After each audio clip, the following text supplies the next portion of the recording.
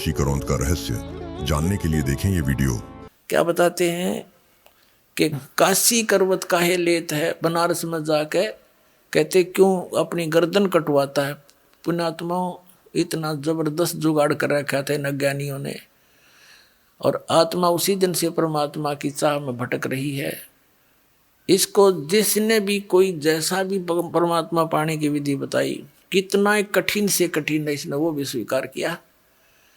एक बार काशी के ब्राह्मणों ने, नकलियों ने क्या ज्ञान देना शुरू किया कि जो काशी में मरता है, काशी शहर में शरीर छोड़ता है, वो सीधा स्वर्ग जाता है, और जो मगर मरता है उसकी मुक्ति नहीं होती, वो गधे की योनि में जाता है। परमात्मा कहा करते भाई सत भक्ति करो, चाहे काशी में मरो और चाहे मगर में मरो, कहीं पर भी शरीर छोड़ोगे तुम उसी स्थान पर जाओगे जो सत साधना तुम कर रहे हो। ये भूल है तुम्हारी, पर वो नहीं मानना करते, विरोध किया। तो ये बातें ज्ञान सुनकर सभी बूढ़े बुजुर्गों ने कहा अपने बच्चों से कि बच्चों, बेटा, विशेषकर ये बढ़िया लोग इन ब्राह्मणों से ज़्यादा प्रभावित रहे हैं। तो उन्होंने कहना सुना उनके बुजुर्गों ने कि बच्चों, हमने मरना तो है बेटा, और कहते हैं गुरुजी बता रहे हैं काशी में मृत्यु हो जाए तो स्वर्ग मिल जाएगा, हमारा उद्धार हो जाएगा। तो बच्चे भी सोचते हैं भी माता पिता का उद्धार होना चाहिए, तो वहाँ अपना कमरा लेकर बच्चों माता पिता के लिए वहाँ कोई नौकर नाकर छोड़ने लगे कि यहाँ विचार भी सुनते रहिए गुरुजियों के, और अंतिम समय है, आप यही प्राण त्याग दियो। तो उन पंडितों ने सोचा कि भी यदि हम इनको अपने घर रख लें, प्रत्येक यजमान को एक एक गुरु 10-10, 5-5 हो जाएंगे, नाम रख लेंगे, तो सारा कुछ खर्चा भी हमें मिलेगा, वो पैसे भी मिलेंगे, किराया कुराया भी हमें मिल जाएगा। इस उद्देश्य से उन्होंने अपने क्षेत्र के सभी बुजुर्गों को अपने ही घर पर रखने का आदेश दे दिया कि हम रख लेंगे, यहाँ रह जाए, खाना खा लेंगे, हम भी खाएंगे, ये भी खा लेंगे। उनको पता था कि श्रद्धालु पैसे देंगे ही देंगे, तो उन्होंने अपने पिताजी के खर्चे के भी पैसे गुरुजी को देने शुरू कर दिए। इस लालच में उनने वो आफत मोल ले ली। बूढ़ा और बुढ़िया थे दो ना घर में, तो पूरा परिवार उससे की देख रेख में लगा रहा अगर जब बीमार शिमार हो जाए, तो बुढ़ापे में जब बीमारी आप पे आ जाया करे बिना बुलाई, तो एक का दो बुढ़ा मुश्किल हो जाए संभालना, और उन्होंने तो 10-10 पाड़ लिए लालच में।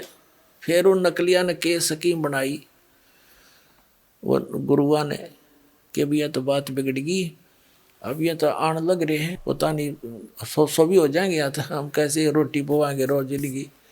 तो उन्होंने क्या स्कीम बनाई, एक गंगा के किनारे काशी में एक ऐसा गुफासी बना ली ईंटों की ऐसे, और जमुना गंगा के कति किनारे पे पक्का घाट सा बना के, और उसके ऊपरले सिरे में जैसे नु बना दी, उसमें ऐसे क्रोध छुपा दिया ऊपर, और दूर से उसकी हैंडलिंग बना दी 100 फुट दूर बोझड़े बाजड़ा में रस्सा बांध दिया ऊपर ऊपर, एक नीचे से पुलिस ही बना करके। उन्हें फिर एक अफवाह फैला दी कि जो शीघ्र स्वर्ग जाना चाहता है उसके लिए परमात्मा की तरफ से एक क्रोत आता है। क्रोत जैसे आपने देखा होगा लकड़ चीरन के आरी सी हुआ कर, लंबा, बहुत लंबा होता है, दो तरफ से पकड़ के चलाते हैं उसको ऐसे ऐसे। वो क्रोत आता है, जो उससे गर्दन कटवा लेगा उसको शीघ्र मोक्ष प्राप्त हो जाए, स्वर्ग प्राप्ति हो जाएगी। अब बूढ़े क्योंकि ज्ञान सुन सुन कर भगवान की आत्मा जाग तो जाती ही है कि मृत्यु तो होनी है, और फिर उनसे पूछा करते क्या पंडित जी, गुरुजी, कोई दर्द होता है क्या? नहीं नहीं, भगवान के क्रोध में दर्द कैसा, पता भी नहीं लगता है। तो उन्होंने सोची रही सी तो बात है कोई ना, भगवान का क्रोध है। तो अब क्या किया, उसकी फीस रख दी भाई 50 रुपये का हमने पुण्यदान करना पड़ेगा, यानी 10 रुपये का पुण्यदान करना पड़ेगा जब वो क्रोध आवेगा। तो सबकी 10-10 रुपये फिक्स रखती। हकीन कहती टकट कट जाएगी, थारा पीछा छूटेगा और पैसे भी मिल जाएंगे। इस उद्देश्य से उन्होंने क्रोध का वो हत्था जोड़ दिया, मानस काटने का, मनुष्य काटने का कसाई वाड़ा शुरू कर दिया, और श्रद्धालुओं ने वो भी स्वीकार कर लिया। कति इतनी जबरदस्त श्रद्धा बन गई। अब जिसका दर्द हो है उसका आसपास तक को रहने नहीं दे, वो दर्द होने का समय नहीं मिले, एकदम कड़क दे कर दे, जो कर कसाई बकरे का अटैक रहे वो बताते रहे आके मेरा दर्द होया कि ना होया। तो कहने का भाव ये है कि हमने वो भी स्वीकार कर लिया। तो यहां कहते हैं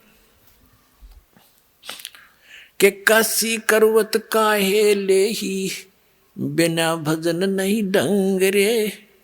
कोट ग्रंथ का यही अर्थ है, करो साध सत्संग रे। करोड़ ग्रंथों का एक अर्थ है कि बस जैसे साध सत्संग करो, संत का संग करो, सत्संग सुनो। जैसे